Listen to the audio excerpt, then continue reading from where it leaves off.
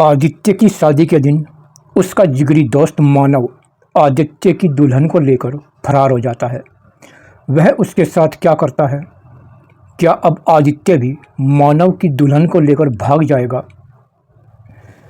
इन शादियों के चारों पापा भी तो खिलाफ है। क्या यह सब जॉनी गद्दार के इशारे पर हो रहा है, जो बहुत ही बड़ा गद्दार है?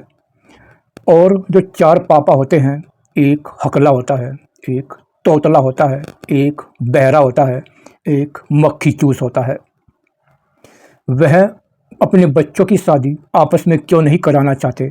यही सब जानने के लिए देखिए फुल मज़ेदार कॉमेडी स्टोरी। नमस्कार दोस्तों, आज की स्टोरी का नाम है कहीं पापा ना आ जाए। और ये बहुत ज़बरदस्त स्टोरी है और इसमें बच्चों पर पापा लोग क्या क्या सितम करते हैं यही दिखाया गया है। आदित्य, मानव और रिया तीनों एक ही कॉलेज में पढ़ते हैं। आदित्य रिया से प्यार करता है। रिया खुशदिल लड़की है और हर किसी से हंसकर बात करती है। कई बार तो छात्र भी चकमा खा जाते हैं। वह कन्फ्यूज रहते हैं कि रिया दोनों में से किसे प्यार करती है, क्योंकि वह दोनों के साथ घूमती रहती है। आदित्य का पिता सेठी जी होता है। वह पूरा हकला होता है और वह एक बात कहने में घंटों लगा देता है। उसे पता लगता है कि आदित्य रिया से प्यार करता है। घर पर वह आदित्य पर पूरा भड़क कर बोलता है कि आदि की शादी रिया से नहीं होगी, क्योंकि वह कम कपड़े पहनती है और तेरी शादी उसी से करूँगा जो पूरे कपड़े पहनेगी। सेठी इस बात को बोलने में घंटों लगा देता है और आदित्य हंसता हुआ निकल जाता है। उधर मानव का पिता कालीचरण मानव के पीछे जासूस लगाए हुए है कि देखो वह किस लड़की से प्यार करता है। कालीचरण पूरा काला होता है जैसे उल्टा तवा, और वह पूरा कंजूस होता है और एक भी चीज वेस्ट नहीं जाने देता और पूरा घमंडी होता है। कालीचरण के जासूस रिया को मानव और आदि के साथ कार में घूमते हुए देख लेते हैं। वह यह बात आकर कालीचरण को बताते हैं। मानव रिया आपस में प्यार करते हैं। कालीचरण सुनकर पूरा खुश होता है और सोचता है कि रिया तो दहेज लाएगी। कालीचरण रिया के पिताजी गुप्ता जी को फोन मिलाता है। गुप्ता जी को ऊंचा सुनता है। जो कोई उसके कान में चिल्लाकर बोलता है तभी गुप्ता जी को सुनता है। कालीचरण फोन मिलाता है। गुप्ता जी को कुछ का कुछ सुनाई देता है और वह कालीचरण पर पूरा भड़क जाता है और उसे गालियां देने लगता है। और गुप्ता जी को लगता है कि कालीचरण मुझे गालियां दे रहा है। वह उल्टा कालीचरण को ही गाली देने लगता है। कालीचरण परेशान होकर फोन काट देता है और गुप्ता जी बहरा होता है और जो कोई उसके कान में चिल्लाकर बोलता है तभी गुप्ता जी को पता चलता है कि इसने क्या कहा है। उधर रिया गुप्ता जी आदि से प्यार के बारे में बताती है। गुप्ता जी सुनकर खुश होता है। रिया भी अपने पिता के कान में चिल्लाकर बोलती है कि मैं आदित्य से प्यार करती हूँ। तो गुप्ता जी ये सुनकर खुश हो जाता है। फिर गुप्ता जी रिया का रिश्ता लेकर सेठी के पास जाता है और यहाँ पर सेठी हकला होता है और गुप्ता बहरा, और दोनों कहते कुछ हैं और समझते कुछ हैं, और दोनों पापाओं में यहाँ भारी कहासुनी शुरू हो जाती है और गुप्ता जी गुस्से में झल्लाकर वापस चल पड़ता है। मानव प्रिया को चाहता है। प्रिया उनके ऑफिस में काम करती है, मगर वह कुछ कह नहीं पाता क्योंकि प्रिया बहुत ही गरीब घर से होती है। मानव ये बात रिया को बताता है। फिर रिया प्रिया से दोस्ती करती है और मानव से उसकी मुलाकात करवाती है। मानव प्रिया को घुमाने लगता है और यहाँ पर दोनों में प्यार होने लगता है। उधर कालीचरण रिया के पिता के पास रिश्ता लेकर जाता है और दोनों में यहाँ बातें होती है। कालीचरण कहता कुछ है और गुप्ता जी को सब उल्टा सुनाई देता है। वह कालीचरण पर पूरा बरस जाता है। कालीचरण परेशान होकर चल पड़ता है। रिया खुश हो जाती है। उधर रिया प्रिया के पिता देवराज से जाकर मिलती है और दोनों के प्यार के बारे में बताती है। देवराज पूरा तोतला होता है और वह तोतली आवाज में ही बोलता रहता है। वह सुनकर बहुत खुश होता है। मानव प्रिया से प्यार करता है। रिया सेटिंग करा के वापस चल पड़ती है। रिया मानव आदि के सामने पूरी हंसती है कि एक पापा तोतला है, एक हकला है और एक बहरा है और एक पापा मक्खी चूस है। क्या जोड़ी बनी है चारों की। चारों ये सुनकर पूरे हंसते हैं। एक बार चारों घूमते हैं। सेठी जी आदि को प्रिया के साथ देखकर पूरा खुश हो जाता है। वह घर आकर अपनी पत्नी को बताता है। वह एक बात 1 घंटे में बोलता है। वह प्रिया को कहता है। पत्नी रिया को सोचती है। वह अपनी पत्नी को बताता है कि प्रिया बहुत अच्छी है। उसकी पत्नी सोचती है रिया के बारे में बोल रहे हैं सेठी जी। वह पीछा छुड़ाने के लिए हाँ में हाँ मिलाती रहती है। फिर आदित्य घर आता है। सेठी जी प्रिया के बारे में बोलता है। आदि को भी रिया के बारे में ही सुनता है। वह पूरा खुश हो जाता है। सेठी को प्रिया इसलिए पसंद है क्योंकि वह पूरे कपड़े पहनती है। एक बार मानव प्रिया को घूमते हुए कालीचरण देख लेता है और वह पूरा गुस्से में हो जाता है। घर पर कालीचरण मानव पर पूरा भड़कता है कि प्रिया की ये मजाल, वह बहू बनने के सपने देख रही है। अभी उसे नौकरी से निकालता हूँ। मानव उसे समझाता है कि वह प्रिया नहीं थी पापा, वह रिया थी। काली सुनकर खुश हो जाता है। एक बार एक पार्टी होती है। यहाँ चारों गाना गाते हैं। यहाँ सेठी जी, काली और गुप्ता जी आए हुए हैं।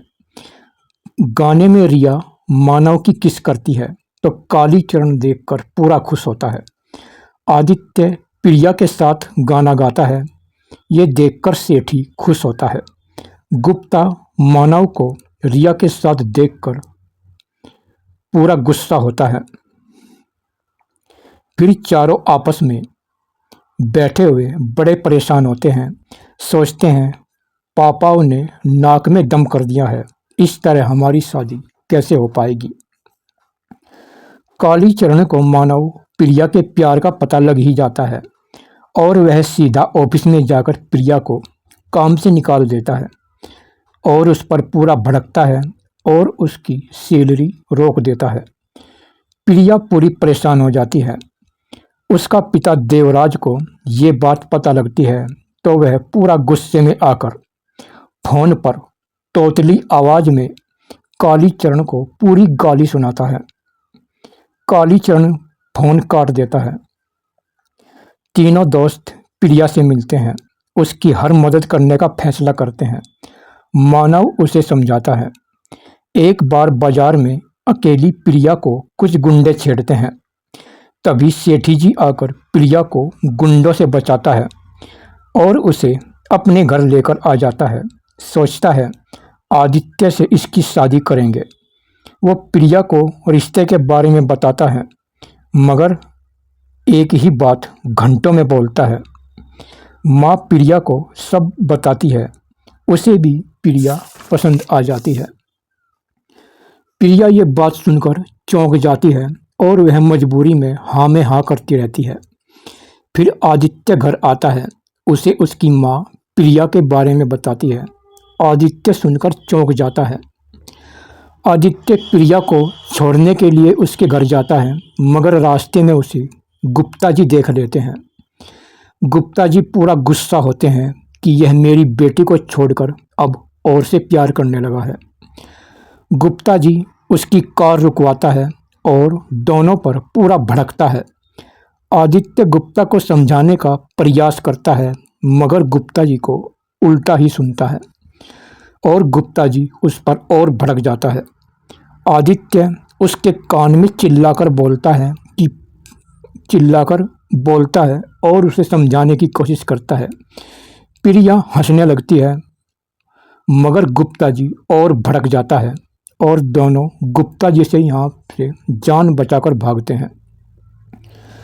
उधर कालीचरण रिया को अपने बंगले पर लाकर अपना बंगला और गाड़ी दिखाता है।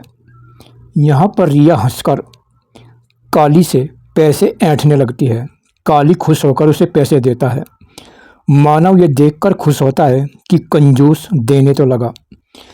रिया घर आती है। उसका पिता गुप्ता जी उसे पूरा डांटता है कि आदि तो और से प्यार करता है। वह अपने पिता के कान में पूरी चिल्लाकर बोलती है और समझाती है। तब गुप्ता जी चुप हो जाता है। उधर सेठी जी देवराज के पास प्रिया का हाथ मांगने आता है। सेठी हकला होता है और 1 घंटे में एक बात पूरी करता है। देवराज बात नहीं समझ पाता और यहाँ पर सेठी का सेक्रेटरी देवराज को समझाता है। वह आदित्य के साथ प्रिया के रिश्ते की हाँ करता है। सेठी खुश होकर चला जाता है। तभी यहाँ प्रिया आकर अपने पिता को मानव से प्यार के बारे में बताती है। देवराज कालीचरण से पूरा जलता है और वह गुस्से में बोलता है कि उस घर में तेरी शादी नहीं होगी। प्रिया परेशान हो जाती है।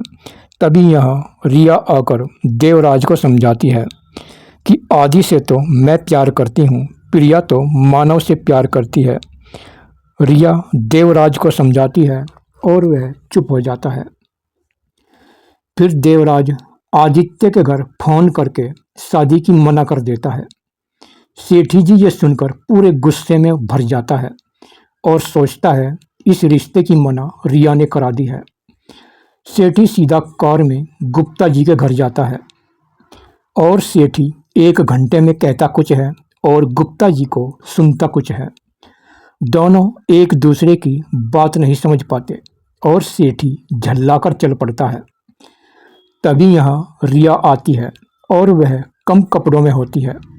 सेठी नाक चढ़ाकर चल पड़ता है और रिया हंसती रहती है। घर पर सेठी आदित्य पर भड़कता है कि तेरी शादी रिया से नहीं हो सकती।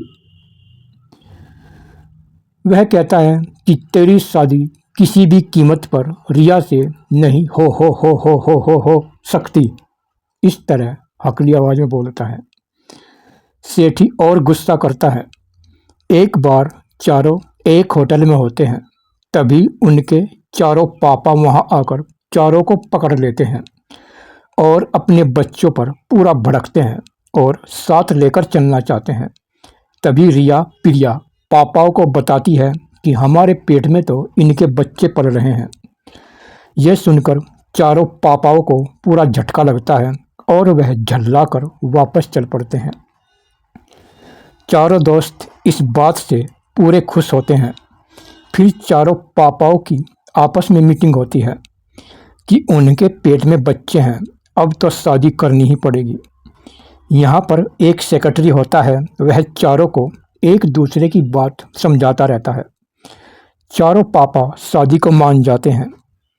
उधर चारों दोस्तों को पता लगता है तो वह पूरे खुश होते हैं कि पापा लोग मान गए हैं। मगर कालीचरण देवराज से दहेज मांगता है।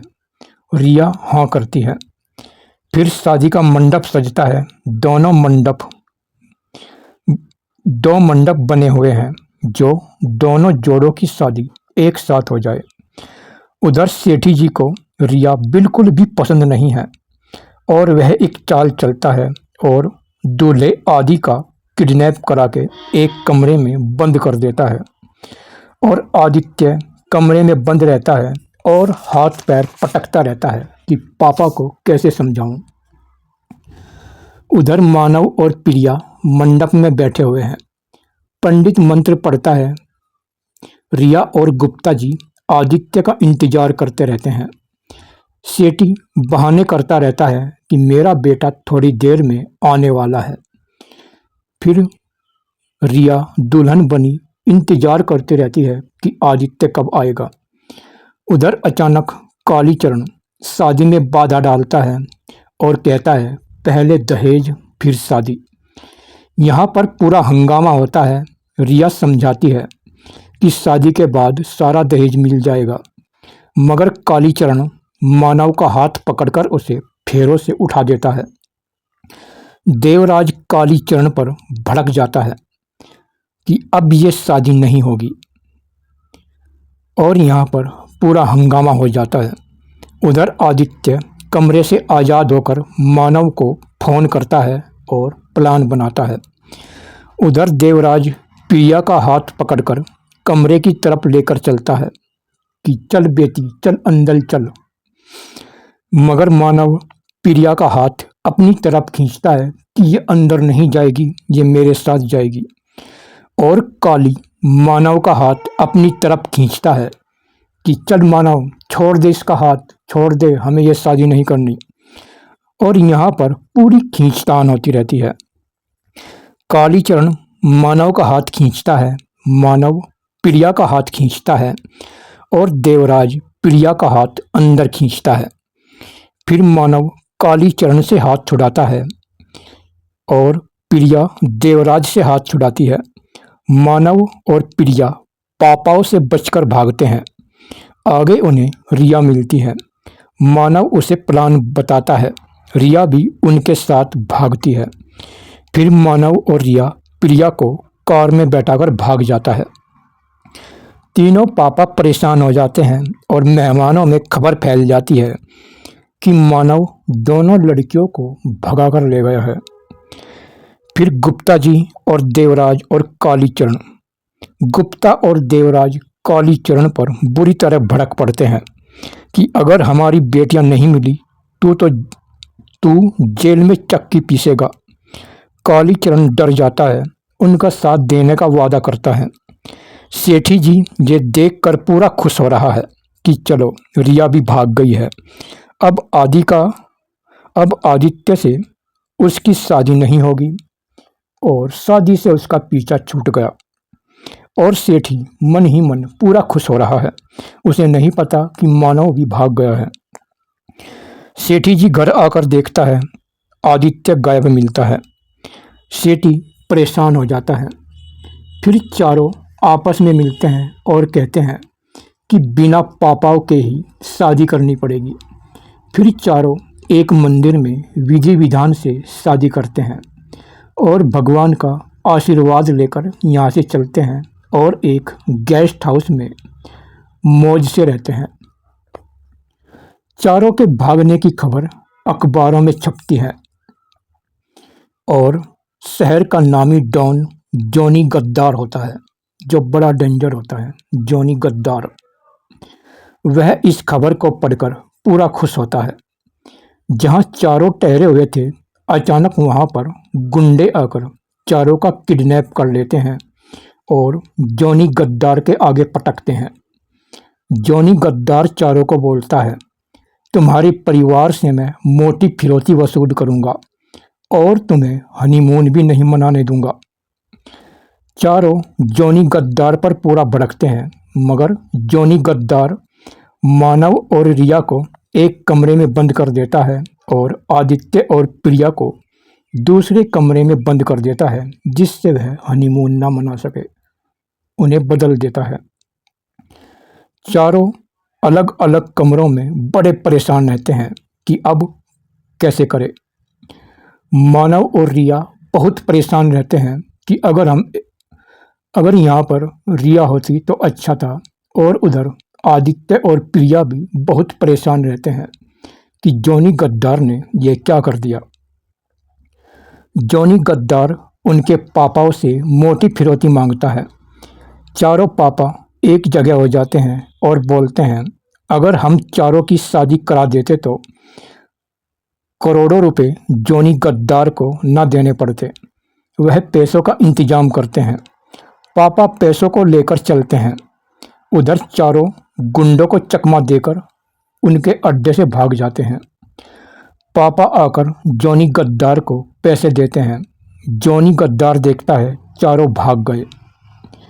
ये देखकर चारों पापा जॉनी गद्दार पर टूट पड़ते हैं और जॉनी गद्दार चिल्लाता है। फिर चारों पापा गुस्से में जॉनी गद्दार पर टूट पड़ते हैं और बहुत पीटते हैं। जॉनी कराता रहता है और एक गुंडा नोटों के बैग वाली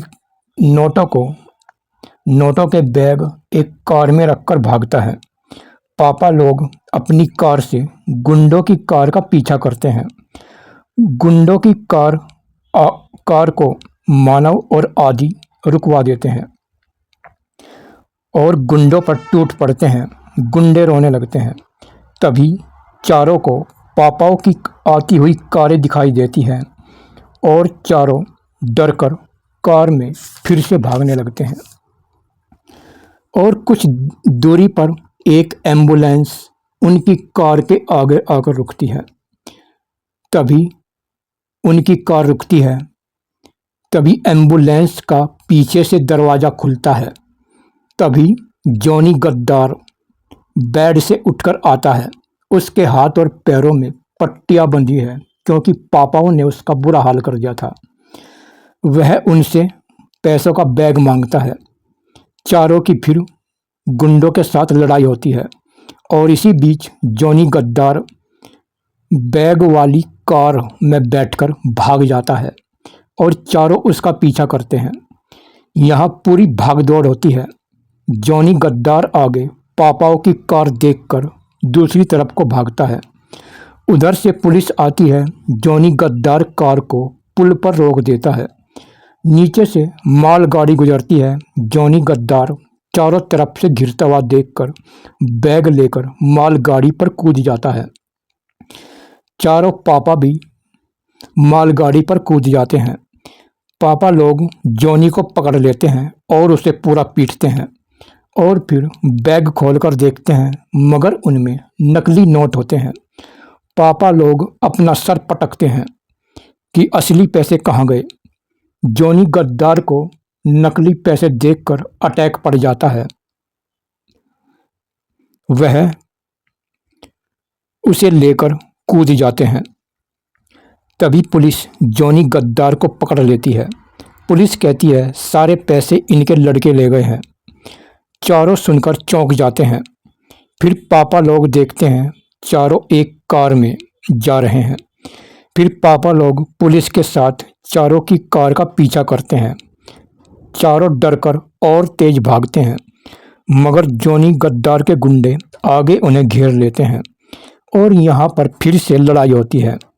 कभी बैग गुंडों के हाथ में होता है, कभी बैग पुलिस के हाथ में होता है, कभी मानव के हाथ में होता है, कभी आदित्य के हाथ में होता है, कभी लड़कियों के हाथ में होता है, कभी पापाओं के हाथ में होता है और लड़ाई के बाद सारे गुंडे पकड़े जाते हैं। पुलिस चारों को पकड़कर पापाओं के हवाले कर देती है और बैग को काली के हाथ में देते हैं। काली चरण को फिर से लालच आ जाता है और वह बैग देखकर कहता है कि प्रिया का दहेज मुझे मिल गया है। देवराज उस पर पूरा भड़क जाता है और उसे गालियां सुनाता है। फिर सेठी और गुप्ता जी काली चरण को पूरी नसीहत देते हैं। फिर मानव और आदि पापाओं से कहते हैं कि हमने शादी कर ली है, हम तुम्हारे साथ नहीं रह सकते। तुम सबने हमारा जीना हराम कर दिया है।